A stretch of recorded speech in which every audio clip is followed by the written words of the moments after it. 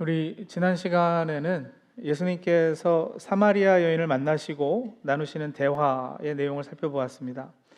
예수님께서 니고데모를 만나시는 것과 대조를 이루면서 사마리아 여인의 등장이 요한복음의 흐름 가운데서 어떤 의미가 있는가, 이런 말씀을 드렸죠.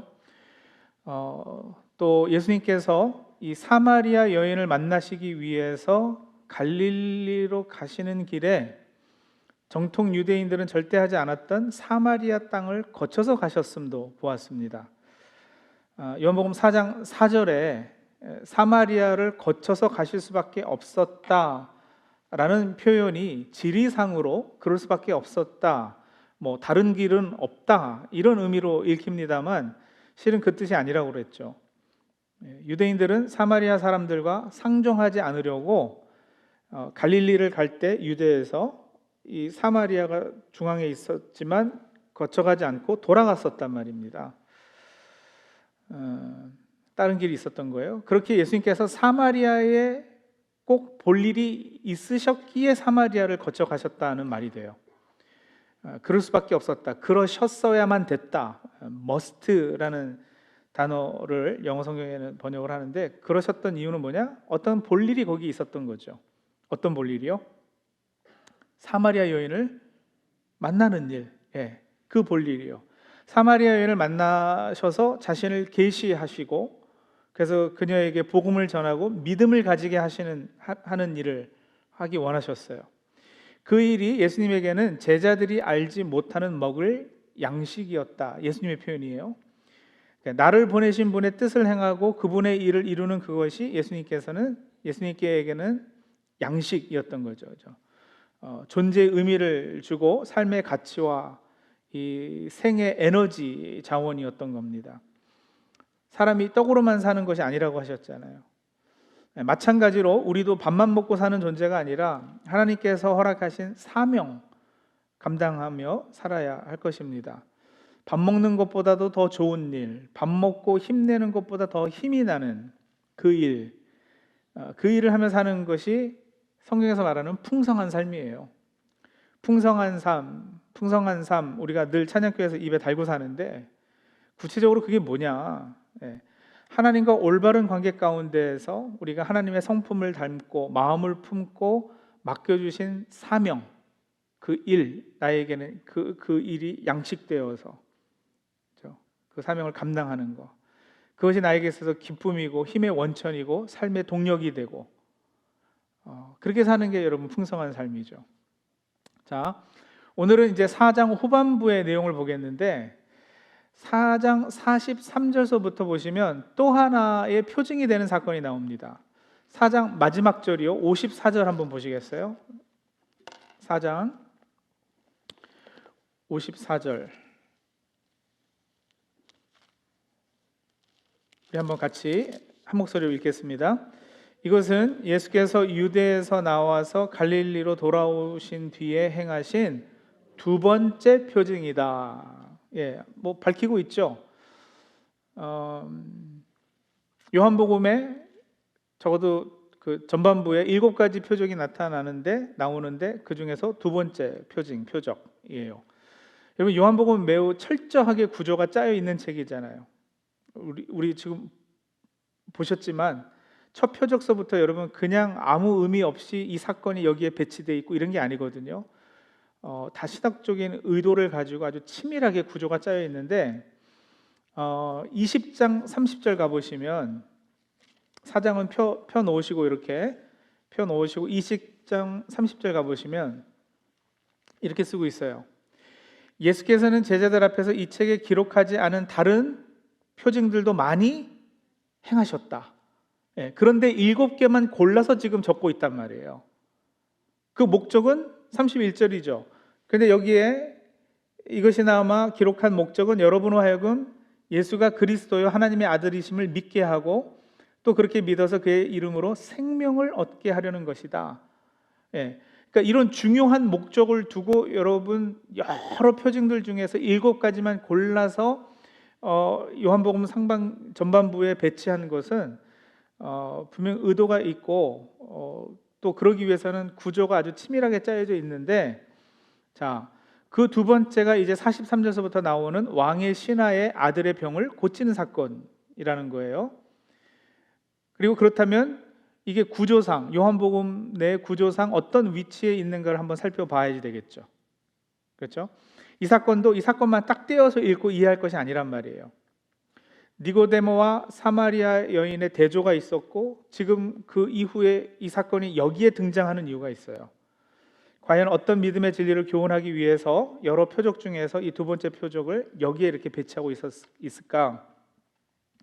자, 왕의 신하의 아들을 고치는 표적은요, 사마리아 여인을 만나신 사건과, 그리고 이제 5장에 들어가면은 베데스다 연못에서 38년 된 병자, 중풍병자를 고치는 사건이 나오거든요. 그 중간에 기록이 되어 있어요.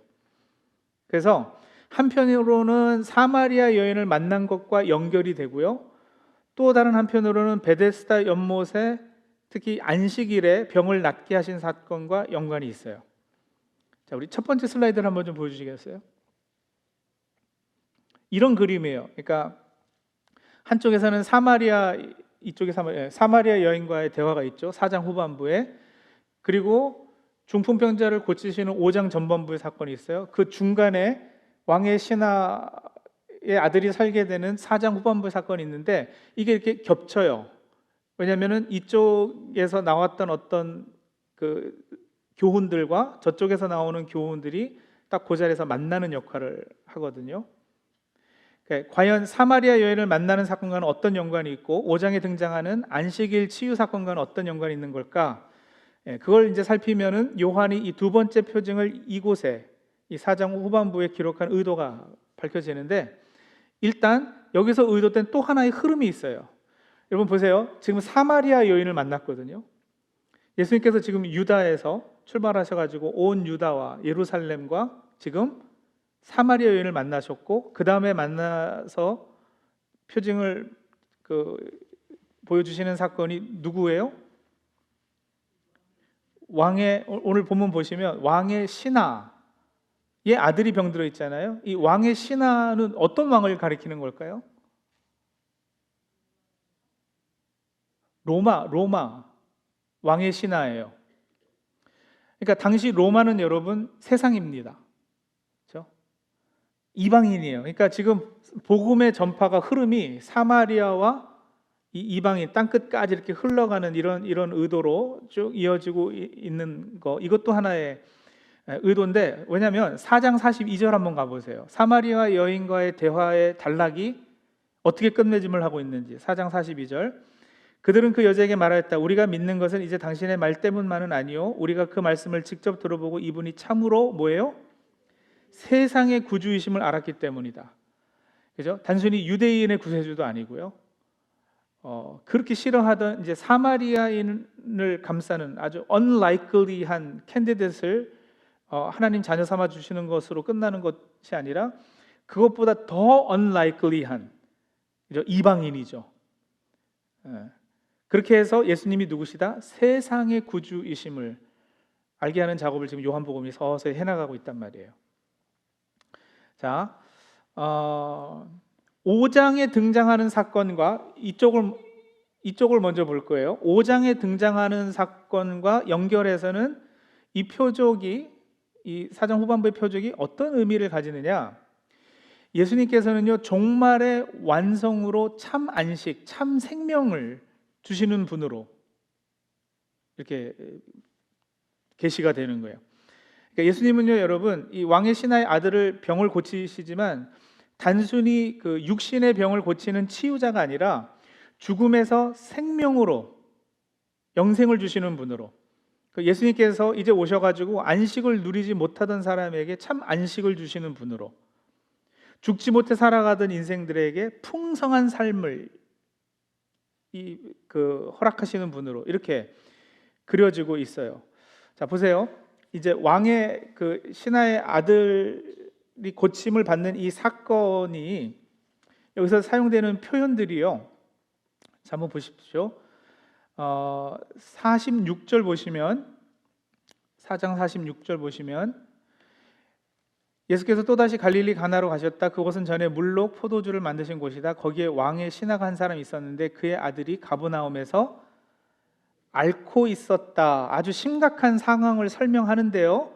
그런데 그 앓고 있는 그 정도가, 그 병의 심각성이 어느 정도이냐면 47절 보시면, 그 사람은 예수께서 유대에서 나와 갈릴리로 들어오셨다는 소문을 듣고 예수께 와서 제발 가버나움으로 내려오셔서 아들을 고쳐주십시오 하고 애원하였다. 아들이 거의 어떻게 해요? 죽게 되었기 때문이다. 그리고 49절 내려가 보시면 그 신하가 예수께 간청하였다. 선생님, 내 아이가 죽기 전에 내려와 주십시오. 자, 알았다, 고쳐주십시오, 이런 표현을 이 신하의 입으로 합니다만 본인의 입으로도 그렇고 상황 설명도 뭐라 그랬냐면 거의 죽게 되었다 이 표현을 해서 46절, 47절, 49절에 알았는데 그 심각성이 죽게 될 정도였다를 3번 강조해서 이렇게 보여주죠. 그렇죠? 앓고 있었다, 죽게 되었기 때문이다, 죽기 전에, 이렇게 3번 강조하는데, 자, 그런데요 50절 보세요. 50절 예수님은요, 돌아가거라, 내 아들이 어떻게 해요? 살 것이다 말씀하시고요, 51절 보시면 그가 내려가는 도중에 종들이 마중 나와 그 아이가 살았다고 보고하였다. 그리고 53절 보시면은요, 아이 아버지는 그때가 예수께서 그에게 네 아들이 살 것이라 하고 말씀하신 바로 그 시각인 것을 알았다. 이렇게 해서 죽을 병이다, 죽을 정도로 알았다라는 것이 3번 강조되었다면, 이제 그것과 대비해서 산다, 살았다, 그죠? 네, 살 것이다, 이게 3번 본문에서 강조되고요. 그러니까 여러분, 이런 단어들, 표현들이 그냥 의도 없이 이렇게 된 게 아니고요. 요한이 아주 친밀한 사람이라니까요. 세 번 죽게 된 상황 설명하고 나서 예수님과 상황 설명할 때 3번 살 것이다, 산다를 강조해요. 근데 여러분 보세요. 죽을 상황이었는데 살게 되는 거, 죽음에서 생명으로 변화가 생기잖아요. 그죠? 죽는 상황인데 살게 되었어요. 죽음에서 생명. 그 매개체가 뭘까요? 죽는 걸 다 죽게 된 걸 살리는 매개체가 뭘까요? 당연히 예수님인데, 말씀, 믿음이죠. 그래서 여러분 보세요. 50절 보시면 48절 보세요. 예수께서 그에게 말씀하시다. 너희는 표징이나 기이한 일들을 보지 않고는 결코 믿으려고 하지 않는다. 50절이요. 예수께서 말씀하시다. 돌아가거라, 내 아들이 살 것이다. 그는 예수께서 자기에게 하신 말씀을 믿고 떠나갔다. 53절이요. 아이 아버지는 그때가 예수께서 그에게 내 아들이 살 것이다 하고 말씀하신 바로 그 시기인 것을 알았다. 그래서 그와 그의 온 집안이 함께 예수를 믿었다 해서 믿었다, 이 표현도 3번 강조돼서 나와요. 그래서 단순히 그냥 그 단어 사용만 보더라도요, 죽을 정도로 앓은 심각한 죽음의 어두움이 그려진 상황 3번 설명, 그 다음에 살 것이다, 산다 3번, 그리고 죽음을 생명으로 바꾸는 그 중간 매개체는 믿음이다, 믿음 3번 이렇게 나오는 거예요. 이런 것에서 우리가 알 수 있는 게 뭐냐, 이 표징에서 예수님은 단순한 육신의 치유자가 아니라 참 생명을 주시는 분이라는 거죠. 요한복음 10장 10절 가보세요. 요한복음 10장 10절.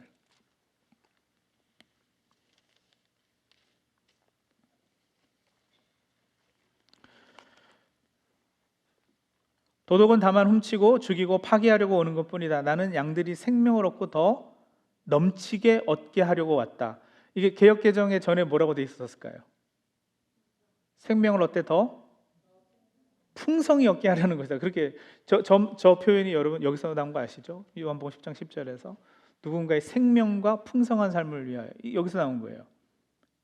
예수님은 생명을 얻게 해주시는 분이에요. 아까 전에 20장 31절 보았죠? 또 보시겠어요? 20장 31절. 아들이심을 믿게 하고 또 그렇게 믿어서 그죠? 믿음이 매개체예요. 그의 이름으로 뭐예요?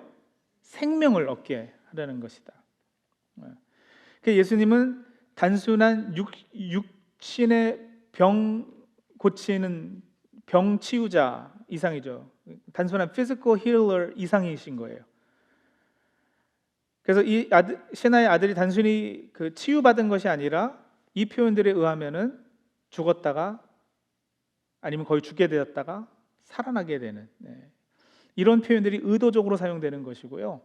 5장과 연결해서는 그렇기 때문에 이제 다음 주에 보겠지만 베데스다 연못의 병자는 38년 누워 있었어요. 근데 예수님께서 안식일에 이 사람을 고쳐주는데 여러분 안식일이 그동안 몇 번 지나갔을까요? 38년이면 1년에 52주라고 치면 빨리 계산해 보세요. 저는 해왔어요. 1976번에 안식일이 오고 가요. 근데 이 사람은 참된 안식을 누린 적이 있어요? 없어요? 없죠. 그렇게 사는 것도 사는 걸까요? 그렇지 않았을 것 같아요. 굉장히 miserable한 라이프죠. 살아도 생명력이 없는 삶, 그러니까 절대 풍성한 삶이 아닌 거예요. 그도 그럴 것이 생명이 없었기 때문에 그냥 숨만 쉬고 사는. 그런데 이제 예수님께서 오셔서 그 사람에게 참된 안식을 허락하시는, 안식일에 안식을 허락하시는 그의 삶이 이제 생명력이 넘치는 풍성한 삶이 되게 하는. 그래서 이 살리시는 예수님, 그런 예수님을 소개하면서 5장하고는 저렇게 참 안식, 참 생명을 주시는 분으로 연결이 되고 있고요. 자, 그런데 이제 사마리아 여인과의 대화와 사건과 연결해서는 어떤 메시지를 주고 있느냐? 자,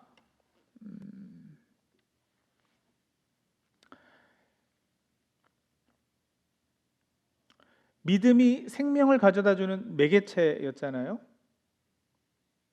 근데 제가 오늘 그 본문을 4장 39절서부터 본문을 삼았어요. 사실 지난주에 마지막 단락이 42절이었거든요. 그러니까 사마리아 여인과의 대화의 단락을 끝을 냈는데 오늘 본문을 삼으면서는 39절서부터 삼았다고요. 왜냐하면 이 연결고리를 만들어 내려고요.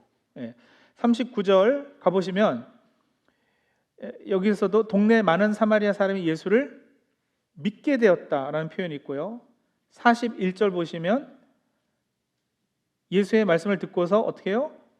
믿게 되었다 있고요. 42절 우리가 믿는 것은, 이렇게 이제 믿음 이야기가 또 나와요. 그죠? 자, 생명을 주는 중간 매개체, 꼭 있어야 되는 요소, 믿음.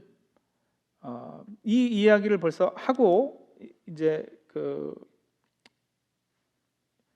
그것이 어떻게 보면 나름의 서론이 되면서 왕의 신하의 아들이 병고침을 받는 사건이 이어지고 또 사마리아 여인 사건의 마지막에는 이렇게 믿게 되었다라는 보고를 하면서 마치는데, 자, 여러분 이제 보십시오. 43절입니다.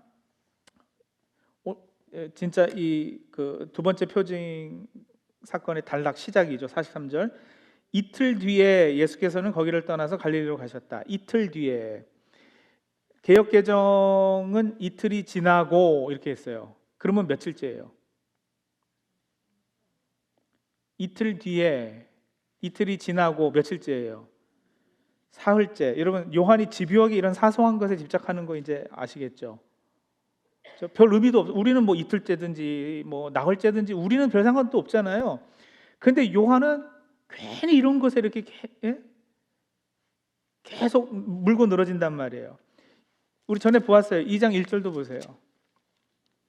2장 1절 어떻게 시작이 돼요? 첫 표징이 어떻게 시작이 됐어요? 사흘째 되던 날 갈릴리 가나에 혼인잔치가 있었다. 사흘째 되던 날. 그렇죠? 근데 왜 사흘째, 3일째 날을 계속 이렇게 집요하게 그 요한이 자꾸 물고 늘어지느냐? 2장 19절 때문이죠. 2장 19절. 예수께서 그들에게 말씀하셨다. 이 성전을 허물어라. 그러면 내가 사흘 만에 다시 세우겠다. 고린도전서 15장 가보세요. 고린도전서 15장 4절.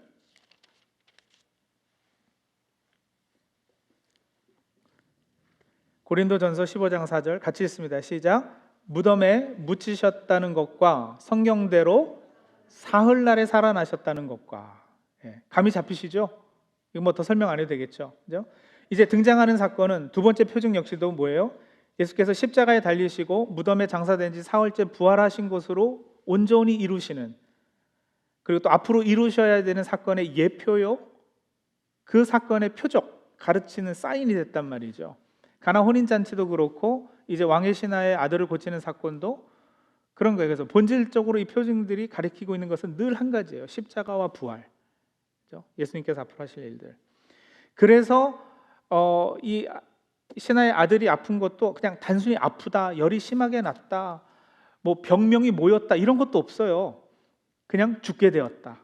그런데 살았다. 이런 표현들이 의도적으로 사용됐다라는 거예요. 자, 전에 물로 포도주를 만드신 곳으로 예수님께서 다시 돌아오셨는데 왕의 신하가 있었고 그의 아들이 병들어 죽게 되었어요. 이 아들은 지금 가버나움이라는 곳에 있어요. 가버나움은 가나와는 한 20마일 정도 떨어진 곳입니다. 예수님께서 갈릴리로 다시 돌아오신다는 소식을 듣고 이 왕의 신하가 예수님께 청을 했어요. 가버나움으로 좀 내려오십시오. 오셔서 내 아들의 병을 고쳐주세요. 죽게 되었습니다. 자, 그렇게 요청을 했는데 48절 보시면 예수님께서 뭐라고 답을 하시느냐? 48절이요. 예수께서 그에게 말씀하셨다. 너희는 표징이나 기이한 일들을 보지 않고는 결코 믿으려고 하지 않는다. 이러셨어요. 아들이 죽게 되었어서 예수님한테 매달리는 이 간절한 아버지의 요청에 예수님이 답하시는 것은 조금 좀 싸늘한 것 같은, 좀 무심하신 것 같은. 저라면 우리 교인이 어떤 분이 막 이렇게 해서 아들을 위해서 기도해달라 그러면은 이런 얘기를 그 자리에서 못할 것 같은데 예수님은 하셔요. 근데 입구중으로 들리는 이 말씀을 이해하시려면 좀 설명이 필요해요. 지금 이 왕의 신하가 예수님을 어떻게 알고 자기 아들을 살려달라고 가버나움까지 내려오시라고 청을 하고 있을까요? 어떻게 하셨을까요? 어떻게 알았을까요? 예수님께서 병 고치는 능력이 있는 분인 걸 어떻게 아느냐고요? 왜냐하면 여기는 벌써 물로 포도주를 만들어서 예수님이 깜짝 스타가 되신 곳이거든요. 기적을 행하신 것을 보고 사람들이 계속 만나면 수군대었었어요. 44절 보세요. 예수께서 친히 밝히시기를 예언자는 자기 고향에서는 존경을 받지 못한다 하셨다. 그런데 재미있는 것은 바로 그 다음 구절 45절에 보시면 예수께서 갈릴리에 도착하시니, 갈릴리, 여러분 나사렛이 갈릴리 북부 지방에 있어요. 그러니까 고향이에요. 갈릴리 사람들이 예수를 어떻게 했다고요? 환영했다고요. 그들도 명절을 지키러 예루살렘에 갔다가 예수께서 거기서 하신 모든 일들을 보았기 때문이다. 자, 여러분 예수님이 환영 받았다는 거예요? 안 받았다는 거예요? 받았어요. 높이고 있어요. 자기들 딴에는 그런 거예요. 근데 요한이 바보가 아닌 다음에야 예수님이 고향에서는 높임을 받지 못한다고 하고 바로 그 다음 구절에 고향 사람들이 그를 환영했다고 적겠어요? 그죠? 환영받지 못한다 그래 놓고서는 받은 장면을 바로 그 다음 절에 이야기하잖아요. 그러니까 지금 요한이 뭘 꼬집고 싶은 거냐면 갈릴리 사람들이 예수님을 영접하고 환영했던 이유가 뭐냐라는 거예요. 그 조금 전에 읽었던 45절 후반부에 나오는데 자기들도 거기서 예수님께서 하신 일들을 다 보았다라는 거죠. 뭘 보았어요? 네? 2장 23절, 24절 보세요. 전에 다 본 구절들인데요. 2장 23절, 24절. 예수께서 6월절에 예루살렘에 계시는 동안에 많은 사람이 그가 행하시는 표징을 보고 그 이름을 믿었다. 그러나 예수께서는 모든 사람을 알고 계심으로, 뭘 알고 계신다는 거죠? 이 믿음이 참 믿음이 아니라는 거. 이 사람들이 예수님을 따랐던 건 뭐예요? 기적만 보고, 그죠? 그것 때문에. 그래서 그들에게 몸을 맡기지 않으셨다. 그는 사람에 대해서는 어느 누구의 증언도 필요하지 않으셨기 때문이다. 그는 사람의 마음속에 있는 것까지도 알고 계셨던 것이다. 그러니까 이 사람들이 지금 예수님을 환영하지만 그 환영하는 그 영접의 수준, 차원이 어느 정도인지, 무엇을 보고 저 사람들이 나를 반기는지 예수님은 알고 계셨다라는 거예요. 메시지 성경이 이걸 아주 확 풀어서 쉽게 쓰고 있어요. 4장 43절에서 45절, 제가 메시지 성경으로 한번 읽어드릴게요. 한번 들어보세요. 4장 43절에서 45절. 그거는 성경 보시면 오히려 헷갈려. 그냥 들어보시라고요. 메시지 성경이요. 이틀 후에 예수께서 갈릴리로 떠나셨다. 예수께서는 예언자가 자기가 자란 곳에서는 존경받지 못한다는 것을 경험으로 잘 알고 계셨다. 예수께서 갈릴리에 도착하셨을 때 갈릴리 사람들이 그분을 반겼다. 그러나 그것은 그들이 유월절 기간 동안 예수께서 예루살렘에서 행하신 일에 감동을 받았기 때문이지, 그분이 누구시며 장차 무슨 일을 하시려는지 정말로 알았기 때문은 아니었다. 네. 그러니까 예수님을 갈릴리 사람들이 반겼던 것은 무슨 서커스 구경 난 것처럼 신기하고 재밌는 광경을 보았기 때문이죠. 그리고 또 예수님께서 하시는 일들이 자기들에게 어떤 유익이 있었기 때문에 그랬다는 거예요. 옆에 있다가 혼인잔치 갔는데 옆에 있다가 좋은 포도주 한 잔 얻어 마셨잖아요. 뭐라도 떨어지는 게 있었단 말이에요. 보리떡 5개로 5,000명 먹일 때 12바구니가 가득가득 차고 넘치는 걸 보았어요. 그것도 얻어 먹었고요. 안 그러면 배고랐어야 되는 상황인데, 너희가 나를 찾는 것은 표적을 본 까닭이 아니요 떡을 먹고 배부른 까닭이다 라고 예수님께서 말씀하신다고요. 그러니까 제대로 믿어서 나를 찾는 것이 아니고, 그러니까 여러분, 믿음이 이제 믿음의 수준에 대해서, 믿음의 종류에 대해서 지금 얘기하는 거예요. 어떤 믿음이에요? 그저 기적이 신기해서, 예수님이 기적을 행하면 나한테 뭔가 떨어지는 것이 있기 때문에 그러는 거 아니냐라는 투로 지금 예수님께서 꾸짖으셔요. 왕의 신하가 예수님의 소문을 듣고 예수님을 청한 가장 근본된 이유는 사실은 그 수준에서였어요. 자기의 아들의 병 고침을 위해서.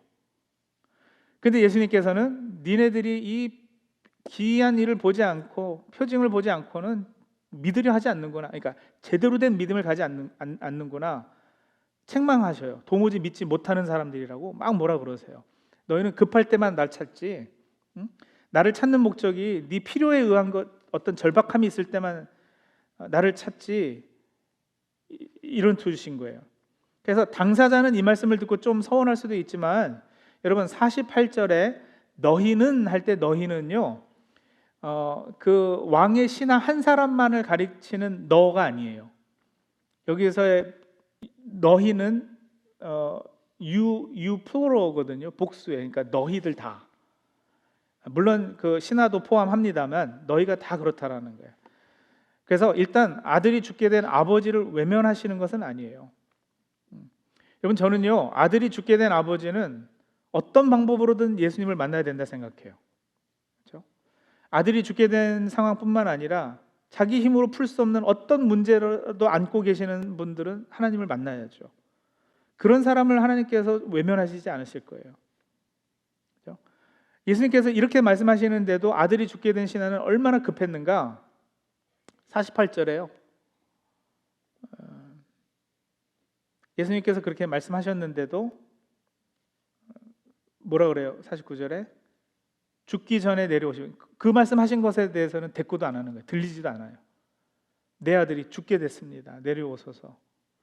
근데 바로 그때 예수님께서 돌아가라, 네 아들이 살 것이다 그러시죠. 그러자 이 왕의 신하가 예수님의 말씀을 믿고서 떠나갔다 그랬어요. 자, 여러분, 이게 아주 중요한 포인트입니다. 표적을 행하셨어요?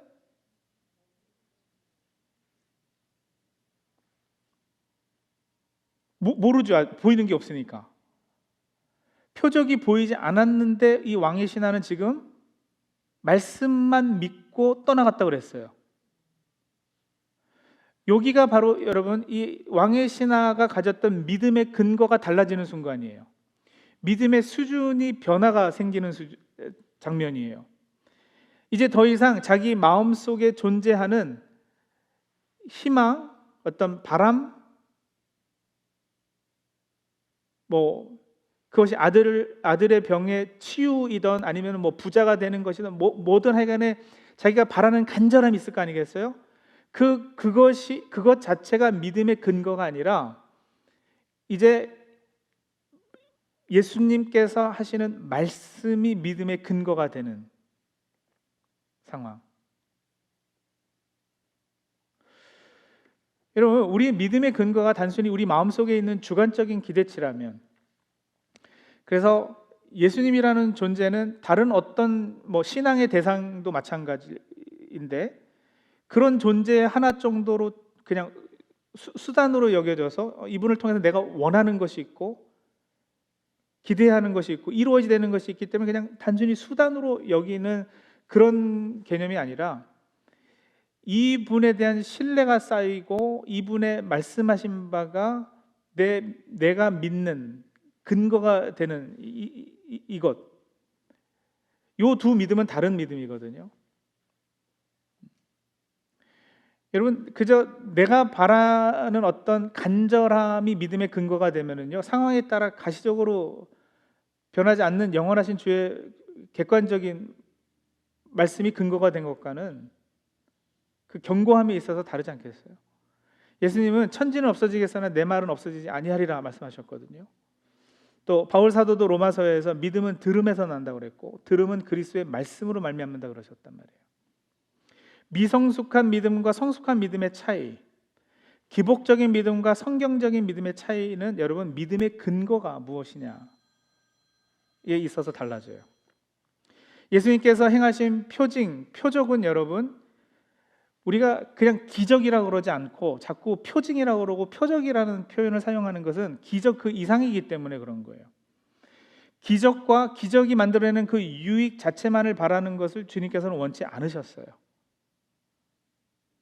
그러니까 믿음의 수준의 변화가 있기를 바라셨기 때문에 이런 꾸지름을 하시는 거예요. 여러분, 내 소망, 내 욕심, 내 바람이 그 믿음의 근거가 되면 그냥 지성이면 감천이다. 그죠? 내 열심이 필요하고 치성을 드리는 것이 필요하고 그래요. 그러나 그것과는 다른 믿음의 차원이 있는 거죠. 말씀하시는 분, 그분을 신뢰하기 때문에 그분이 하시는 말씀이 확신이 서는 것. 이걸 이제 우리가 성경에서 말하는 믿음이라 하는 거죠. 우리 그 요한복음 시작하면서 그 얘기했었잖아요. 손가락과 손가락이 가리키는 달, 무엇에 초점을 맞춰야 되겠느냐? 손가락이 가리키는 달은 지금 생명이에요. 예수님, 이분이 어떤 분이신가? 근데 손가락은 이 치유, 그렇죠? 그리고 세상 살면서 복 받는 거 이런 것들이거든요. 손가락과 손가락이 가리키는 달. 제가 예전에 그 수단과 목적이라는 제목으로 설교한 적이 있어요. 구약에 가나안 땅을 주시겠다. 젖과 꿀이 흐르는 땅이다. 약속하셨다고요. 너의 자손이 모래알같이 많을 것이다. 약속하셨다고요. 그리고 네가 이 땅에서 장수할 것이다. 오래 살 것이다. 이 땅하고 자손하고 장수가 항상 복의 내용으로 하나님께서 주시는 복의 내용으로 자꾸 제시가 돼요. 근데 이런 것들을 어떻게 얻을 수 있느냐? 네가 순종하면, 네가 내 말을 잘 들으면 이런 복을 받을 것이다. 구약에서 계속 그런 약속을 하신다고요. 하나님께서 조건부 약속이잖아요. 그죠? 순종하면 복 줄게. 순종하면은 오래 살 거야. 순종하면은 자손도 많아질 거야. 부자 될 거야. 다 이런 복이에요. 근데 여러분, 이 공식 그대로는 순종하면은 복 받는다 했을 때 뭐가 수단이고 뭐가 목적같이 들리느냐고요. 순종하면은 복 줄게. 그럼 복 받기 위해서는 순종해야 되면 순종하는 것은 수단이잖아요. 그죠? 복 받는 것이 목적같이 들리잖아요. 근데 과연 그러겠느냐라는 것을 제가 문제 제시를 했고, 제가 어떤 예화를 사용해서 그게 그렇지 않다 라고 말씀을 드렸느냐면, 기억나시는 분 계시려나 모르겠는데, 저희 부모님이 저한테요, 너 공부 열심히 해서 대학 들어가면 차 한 대 사줄게 하신다면, 공부 열심히 하면 차 한 대, 그러면 공부 열심히 하는 것은 수단이고 차 한 대를 얻는 것이 목적같이 들리죠, 여전히. 그러나 부모님의 입장에서 여러분, 차 한 대를 거는 거는 그게 목적이에요, 수단이에요? 차 한 대 사줄게라는 수단, 이거를 수단 삼아서 결국 뭐예요? 얘가 공부 열심히 해서 훌륭한 사람 되라고 하시는 것이 부모님께서 가지신 의도와 목적 아니겠느냐고요. 그러니까 구약의 하나님께서 너 순종해라 그러면 내가 복 줄게 하실 때도 마찬가지라는 거예요. 복 주겠다라는 것이 하나님께서 목적이 아니세요. 여러분, 땅에서 아무리 장수해도 결국 죽어요, 안 죽어요? 죽어요. 그 땅 가져도 결국 죽어요, 안 죽어요? 죽어요. 자손이 많아 봐야 그건 뭐 자손 얘기고 나는 죽어요. 그러니까 이런 것을 복으로 아무리 약속을 하셨어도 결국 죽는 인생이잖아요. 제가 전에도 말씀드렸 너무 디프레싱 되지만, 그런데 그럼에도 이런 약속들을 수단 삼아서 동기부여하셔서 이루시려는 건 뭐냐? 순종하는 하나님 백성 세우는 거, 순종함을 배워서 온전한 하나님 백성 되게끔 하시는 거, 그죠? 그게 목적이었단 말이에요. 지금 여기서 예수님께서 기적을 행하시는 것도 마찬가지예요. 기적 그 자체가 목적이 아니고 이것은 뭐예요? 수단이에요. 수단이에요. 이거는 손가락이에요. 뭘 가리키고 있어요? 뭘 가리키고 있느냐? 네가 이 땅 살면서 가지는 여러 간절함들이 있지 않느냐? 있지요, 당연히요. 저도 저희 자식들이 잘 되면 좋겠어요. 저희 자식들이 인류대학 나왔었으면 참 좋았을 것 같아요. 얘네들이 돈도 잘 벌으면 너무 좋을 것 같아요. 저 병 안 걸리고 딱 99세까지 살다가 3일만 앓다가 죽으면 너무 좋겠어요. 이런 복으로 여겨지는 엄청난 것들이 있어요. 그리고 또 여러분, 우리는요 연약하기 때문에 그런 거 위해서 기도해요, 안 해요? 기도하는 것이 잘못돼요, 안 잘못된 거예요? 잘못되지 않았어요. 하나님께서 수단으로 거셨다니까요. 그걸 수단 삼으셨다니까요. 그러니까 우리는 그것들 위해서 기도해요. 그러나 기도하면서 여러분, 예수님과 이렇게 대면하는 장면이 생기고 교회에 와서 말씀 듣는 순간들이 있고, 그리고 그런 가운데 결정적으로 어떤 일이 벌어지느냐, 이제 그 예수님이라는 그 분을 신뢰하기 시작하고 그분의 말씀이 이게 믿겨지기 시작하는 놀라운 신비로운 역사들이 생기는 거예요. 그리고 그것이 믿겨지면 여러분 뭐에 드디어 나한테 믿음이 뭐에 매개체요? 생명을 얻게 되는, 풍성한 삶, 단순히 이 땅에서 잘 먹고 잘 살아야 되겠다, 오래 살면 좋겠다, 이제 그런 위시를 넘어서는 하나님 나라를 생각하고 하나님의 의를 먼저 구하는 그 풍성한 삶을 살게 되는 그 놀라운 은혜가, 역사가 이루어진다니까요. 예수님께서 여기서 말씀하시는 것도 바로 그거예요. 기적은 두 차원에서 이루어져요.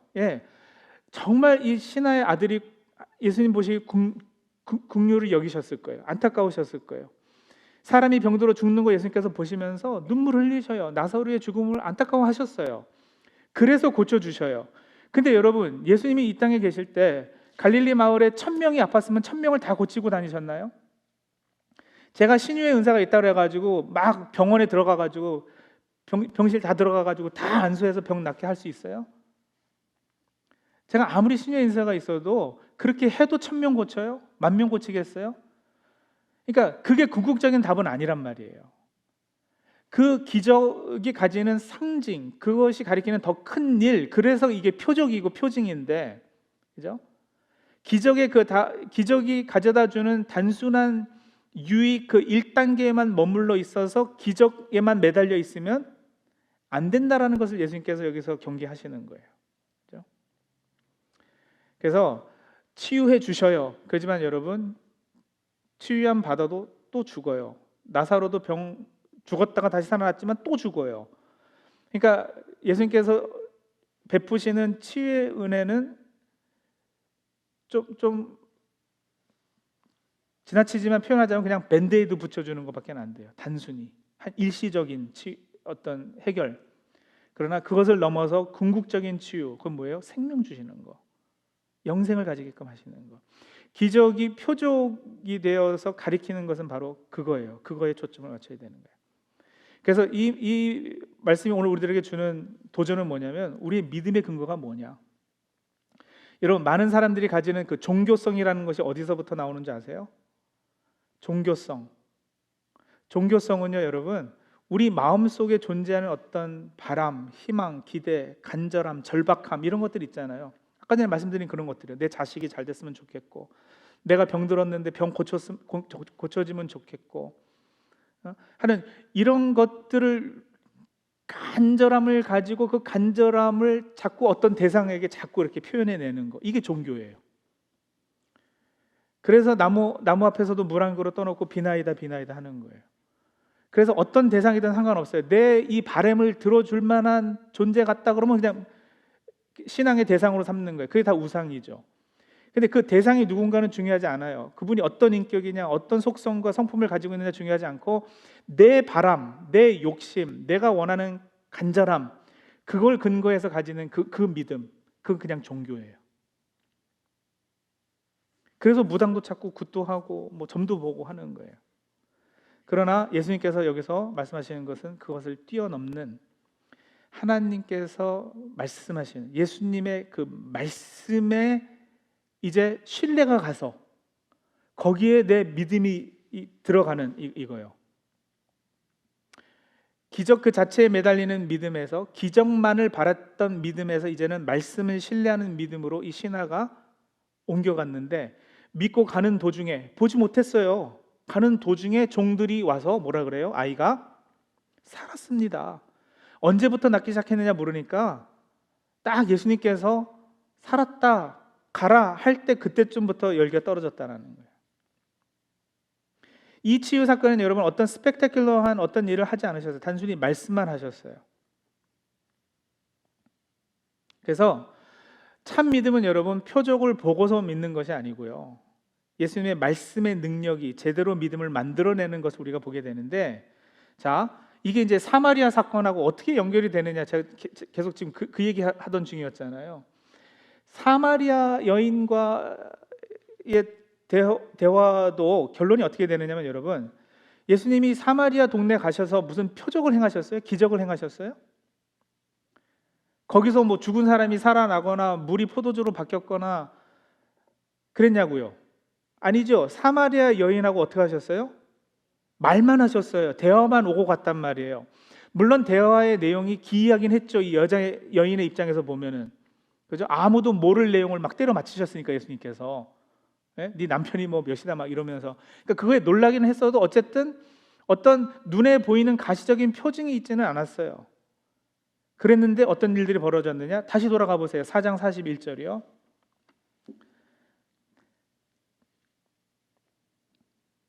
4장 41절. 그래서 더 많은 사람이 예수의 말씀을 듣고서 믿게 되었다. 42절이요. 이 여인도 당연히 예수님과 대화 통해서만 믿고 확 튀쳐나가가지고 사람들한테 전하는 일을 했습니다만, 그 여인의 증거를 듣고 나서 예수님의 말씀을 직접 듣게 되니까 이 사람들도 믿게 되었다는 은혜가 있었고, 42절이요. 그들은 여자에게 뭐라 그러느냐, 우리가 믿는 것은 이제 여자 당신 말 때문이 아니라 우리가 그 말씀을 어떻게 해요?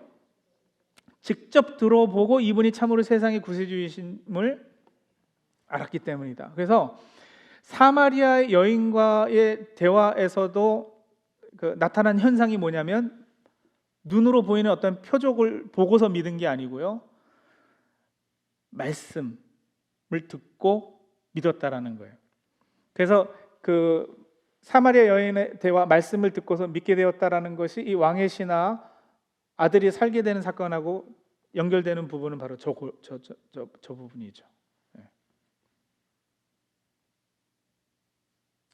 이렇게 여기도 연결이 되고 저렇게도 연결이 돼서 이 아들의 신화의 내용이 나오는데, 그래서 여러분 이 두 번째 표징은 주로 첫 번째 표징이 있고 나서는 설명과 보충, 해설과 이런 것들이 많이 따랐잖아요.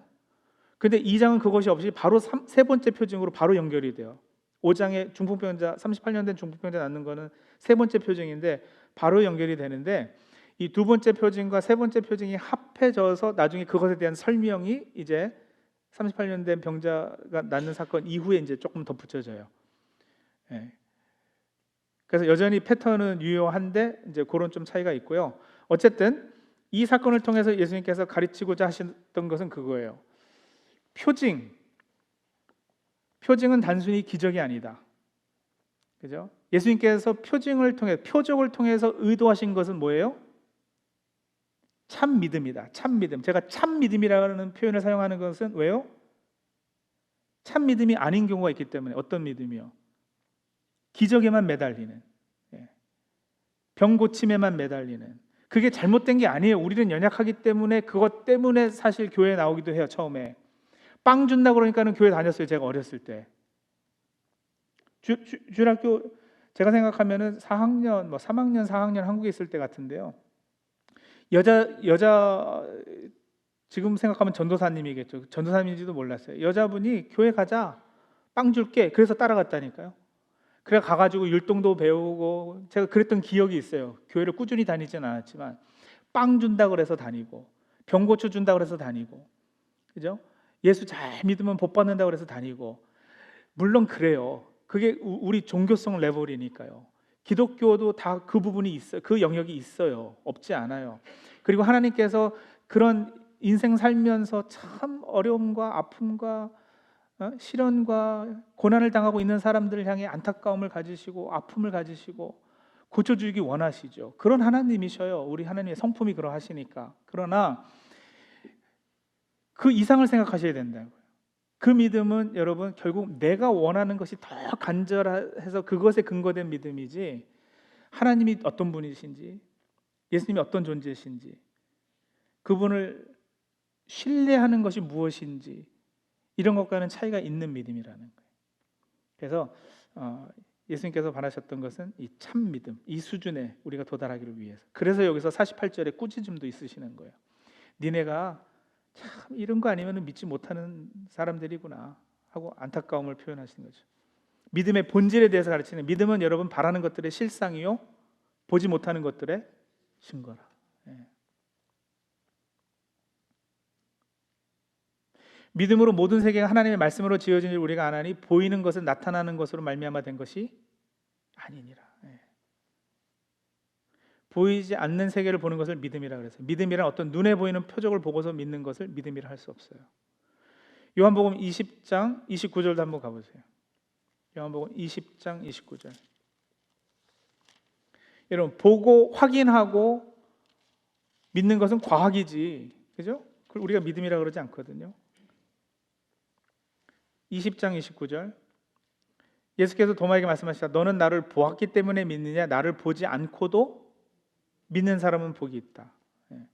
근데 여러분 보세요. 보고 확인하고 믿는 것도 과학이지 믿음은 아닌데, 또 그렇게 해서 다 믿는 것도 아니고요. 아무런 근거도 없이 믿습니다.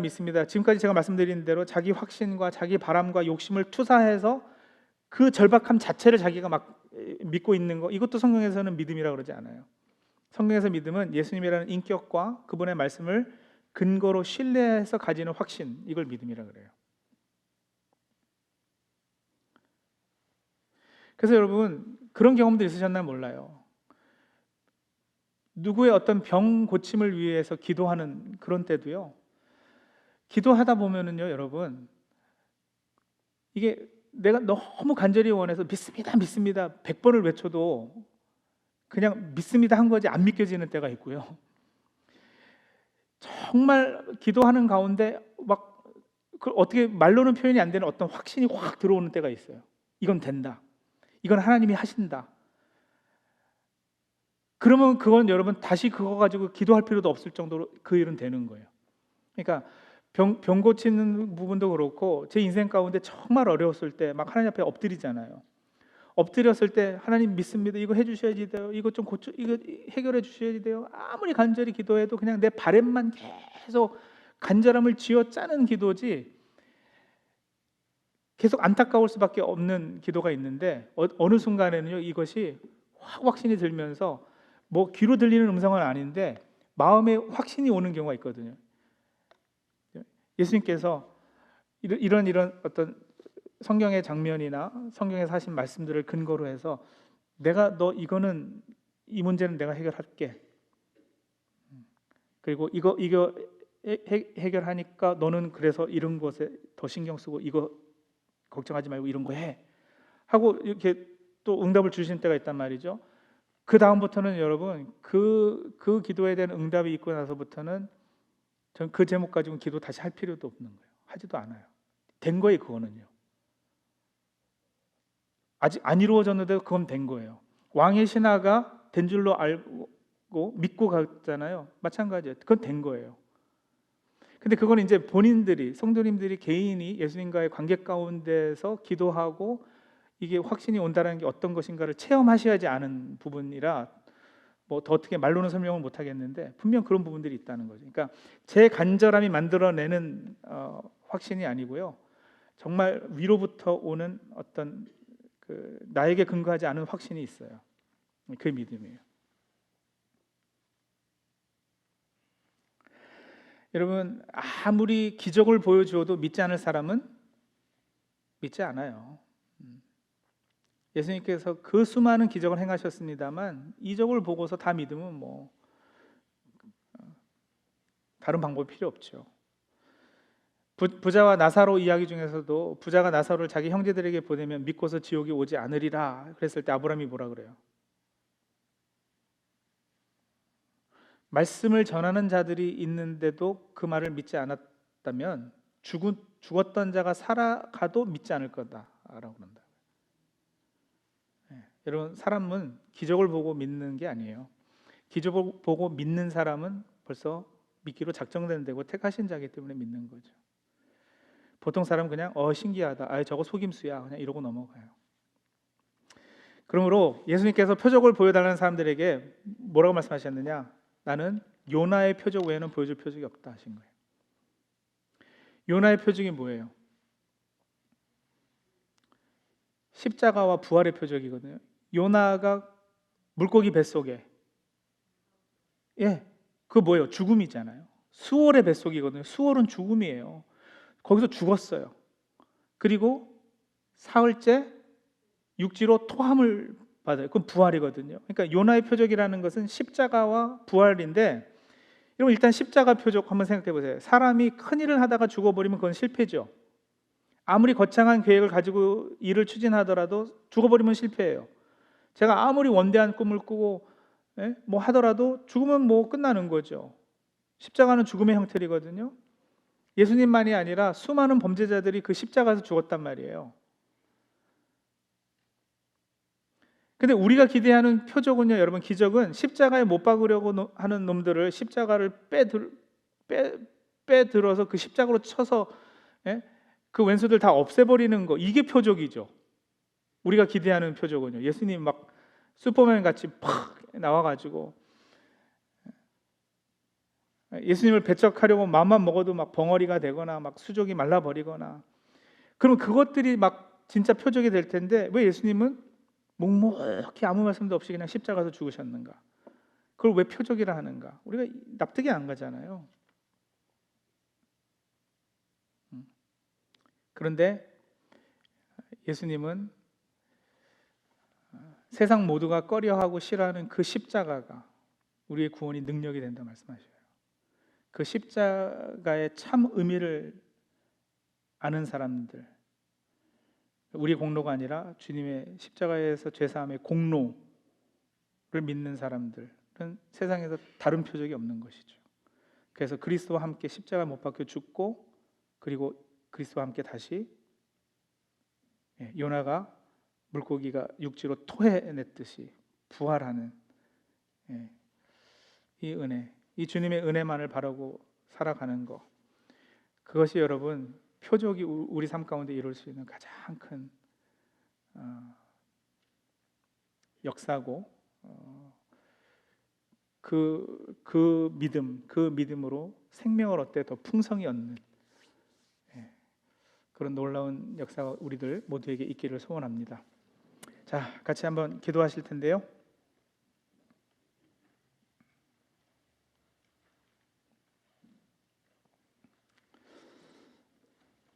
여러분 우리의 믿음의 근거가 무엇인지 한번 자신에게 질문해 보시겠어요? 그냥 종교 생활만 하고 계시는 건 아니세요? 여러분, 기독교인들 가운데 그렇게 점 보고 무당 찾고 하는 사람들이 많다고 그러잖아요. 왜 그럴까요? 그냥 교회 나오는 것도 그냥 종교 생활이기 때문에 그래요. 예수님과 어떤 인격적인 관계를 맺고 그분을 신뢰하고 그분의 말씀을 생명 삼아서 사는 게 아니라, 이 종교가 나한테 뭘 해줄 수 있을까? 나 부자 만들어주나? 내 병 고쳐주나? 내 자식 잘 되게 해주나? 그거에만 매달려 있기 때문에 그래요. 그거 자체가 잘못된 건 아니지만 여러분, 그 수준에 머물러 있는 건 그냥 종교 수준이라는 거예요. 그것을 수단으로 사용해서 하나님께서 의도하신 목적은 따로 있어요. 예, 그 목적까지 가고 계시는지, 내가 세상에서 바라는 것들, 내 기도 제목이 그것인 건 괜찮다고요. 예, 세상 복을 누리는 것이 다 잘못됐다, 이게 절대 아니에요. 절대 아니에요. 여러분, 이 땅 살면서 될 수 있으면 뭐 잘 먹고 잘 사는 것도 왜 나쁜 것이겠어요? 그렇죠? 건강하게 사는 게 왜 나쁜 것이겠어요? 그래서 우리는 치유를 위해서 기도하고, 재정적인 자유를 위해서 기도하고, 우리 자식들이 세상에서도 잘 되길 위해서 기도해요. 그러나 그 너머 그것들을 기도 제목 삼아서 하나님께 매달리게 하신, 한 번 더 무릎 꿇고 하나님을 찾게 하신, 그래서 하나님과 한 번 더 만나고 한 번 더 하나님과 대화 나누게 하신 그분의 의도, 그 목적이 이루어지고 있는지, 믿음의 근거가 무엇인지 한번 자신에게 물어보시고 기도하시고요. 그리고 그 믿음으로 인해서 내 삶이 참으로 생명을 얻고 풍성한지. 여러분, 단순히 우리가 밥만 먹고 사는 존재가 아니잖아요. 하나님께서 나에게 맡겨주신 내 인생에 있어서의 이룰 사명, 하나님의 부르심, 그 소명, 이런 것들 충성되게 잘 감당하고 계시는지, 그리고 거기서 오는 기쁨을 누리고 계시는지, 그게 풍성한 삶이죠. 그렇게 살다가 천국 가야지. 여러분, 이 세상에서 잘 먹고 잘 살다 천국 갔다, 그 천국에서 알아주겠어요? 그런 부분들 한번 우리 묵상하시면서 잠깐 기도하겠습니다.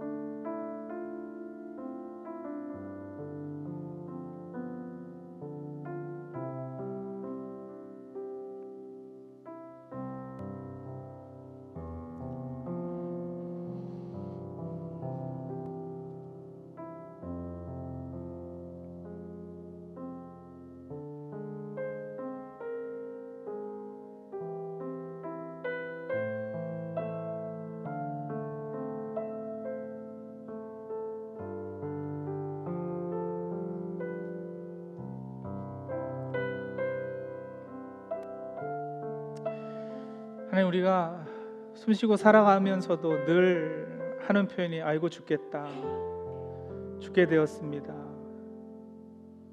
죽었다, 이런 표현들인데, 하나님은 택하신 주의 백성들에게 아니다, 넌 산다, 살 것이다, 풍성한 삶을 살아내라, 이렇게 명령하고 또 그런 삶을 약속하고 계십니다. 근데 오늘 주신 말씀처럼 그러기 위해서는 하나님, 믿음이 필요합니다.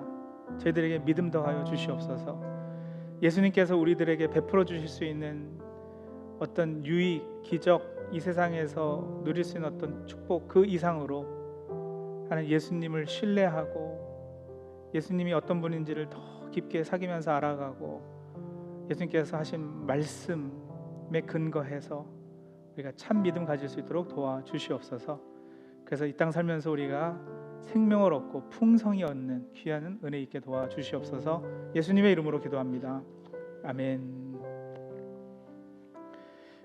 수고들 하셨습니다. 감사합니다.